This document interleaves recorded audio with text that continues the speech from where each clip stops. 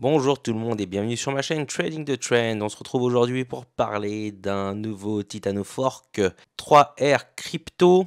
La nouveauté de ce fork par rapport aux autres, c'est qu'il va donner en partie des récompenses en BUSD. Alors, j'ai hésité quand même à vous parler de ce projet-là. C'est en cours de pré-sale parce que on connaît absolument rien de la team.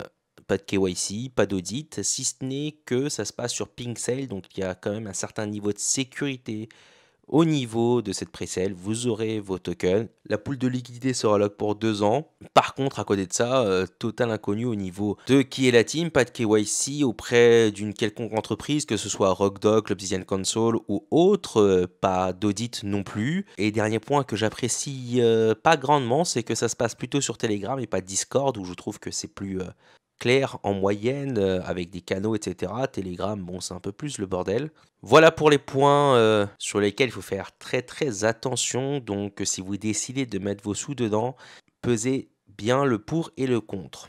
L'APY est de 385 000%. On est sur un rebase toutes les 15 minutes et non pas 30 comme Titano, mais ça devient un petit peu la nouvelle norme de cet espace, avec bien sûr Wall Street Finance dont je vous ai parlé, qui lui propose même un rebase toutes les 3 secondes. La chose intéressante, elle se passe ici, ce sont au niveau des frais de transaction, 16% à l'achat, 18% à la vente, avec toutefois à noter une plus grosse partie qui va au hodler. Là, on a 8% et 9% à la vente, alors qu'en général, c'est pas la partie majeure. La partie majeure, c'est la trésorerie qui là ne reçoit que 3% et 4% lors de la vente, avec un wallet burn. Sans attendre, on va aller voir le white paper. Première partie, bien sûr, c'est du blabla qui sert pas à grand chose. On passe. Et non, effectivement, le Firepit, le burn wallet, c'est un burn wallet comme voilà. Vous voyez, c'est l'adresse d'aide de la BSC. Donc déjà quand même beaucoup mieux que Seifu, et ça a l'air d'être la nouvelle norme qui est en train de se répandre, ce qui est plutôt bon signe après que Certic ait pointé cela du doigt. Le dividend fund, c'est le RSV qui correspond au Titano, qui permet d'assurer la distribution des récompenses. Les PY, bon, rien de spécial. Vous savez comment ça marche, tous les 15 minutes, etc. etc. Pink Sale, la tokenomics de Pixel, 97 500 tokens seront mis en jeu, donc il faudra prendre la totalité des BNB levés divisé par le nombre de tokens pour avoir le nombre de tokens par BNB à la fin du Fair Launch. Fair Launch, parlons-en, c'est la même chose que Wall Street Finance dont on a déjà parlé, c'est-à-dire que là les BNB sont levés, peu importe quand vous mettez vos BNB à la fin, tous ces BNB seront pris en compte, puis divisé par le nombre de tokens mis en jeu, à savoir 97 500, pour avoir la valeur du token de départ. Pour l'instant, au rythme actuel, avec 129 BNB de levée, là, le cours, c'est 1 BNB pour 750 tokens. À mesure que ceci monte, la valeur des tripleurs va monter, donc il y aura moins de tokens par BNB. La pré-sale a commencé hier à 14 h.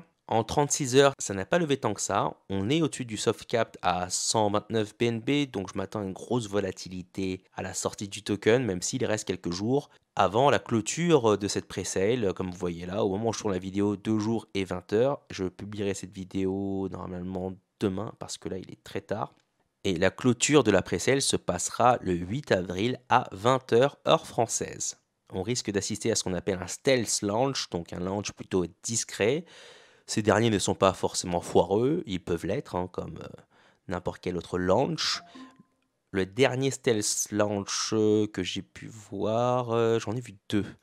J'ai vu celui, alors je ne l'ai pas vraiment vu, Aura je l'ai complètement manqué, et ça a explosé lors post-presale, lors du launch. On va aller voir ça. Et d'ailleurs, on continue à être dans la zone de réaccumulation si ce token devrait repartir. Je ne connais toujours pas les fondamentaux d'ailleurs de Aura. Je voulais juste mesurer la progression après le launch. On va baisser un petit peu tout ça. Bon, ça se passe de commentaires, je pense, hein. Vous voyez le pourcentage là s'afficher, c'est assez ridicule. À côté de ça, lequel j'ai vu aussi, C24. C24, je l'avais donné dans mon Discord. Donc il y a eu une porte de sortie qui s'est présentée et ça a fait 190%. Avant finalement de corriger, et cela pourrait continuer. Je ne connais pas trop ce token à part le fait qu'il propose 1 million de APY. Donc un stealth launch ne veut pas dire forcément que ça va se foirer ou que ça va réussir. On n'a pas trop d'éléments là-dessus. On va repasser du côté du white paper, maintenant qu'on a vu ce faire launch. Alors sur le white paper, ils disent que la liquidité va être lock pour 1 an. Sur Pinkcell, c'est 2 et c'est cette valeur-là qui compte et pas celle du white paper qui n'a peut-être pas été mise à jour. 5% des tokens vont être remis à la team pour utiliser cela à leur discrétion. Il n'y a rien de spécial au niveau du contrat. C'est dommage qu'il n'a pas été audité pour justement confirmer que tout se passe bien. Après, je n'ai pas plus de doutes que ça par rapport à ce type de projet. Je ne m'attends pas forcément à un rug pull immédiat, surtout que ça se passe sur Pinkcell. Par contre, sur le temps, bien sûr, vous le savez, la team a accès à quasiment tous les paramètres du contrat. Même si on voit qu'il y a un vrai burn wallet, donc celui-là, ça marche. Sur la roadmap, on voit qu'il y a un audit des certificates qui est prévu et un KYC par certificat également. On va voir si c'est le cas. Il y a des teams qui ont reculé sur ces points-là. C'est notamment le cas de mémoire de Yieldzilla, dont je vous ai déjà parlé sur la chaîne. Il y a une vidéo dessus, vous pouvez aller voir d'ailleurs. Ça, on en a déjà parlé. Ça également. Bon, au final, voilà, on a fait le tour. Ça a été relativement rapide. Typiquement, là, je suis sur un projet où si je mets mes sous dedans, et pour l'instant, ce serait plutôt vers la négative, mais bon, d'ici vendredi, pourquoi pas, peut-être que j'irai dans l'autre sens ou avec une petite somme. On est sur une pré-sale, typiquement, ce serait de prendre la première porte de sortie pour en tout cas récupérer ma mise de départ et ensuite laisser filer le reste pour voir si ça peut être quelque chose de concret ou pas, surtout que là, il y aura une distribution en BUSD. Une petite précision sur la distribution des stablecoins, 8% des frais de transaction et 9% des frais de transaction à la vente, 8% à l'achat, va aller au niveau de ce qu'ils appellent Reflections, qui donne donc les BUSD aux hodlers.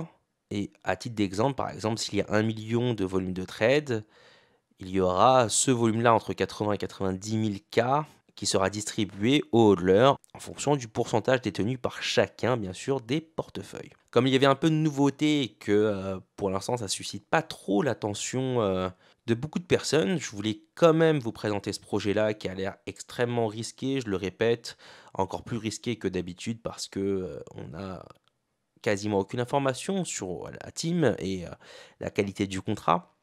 Cela dit, si ça marche un peu, on pourrait avoir peut-être un petit pump grâce notamment à ces redistributions en stablecoin.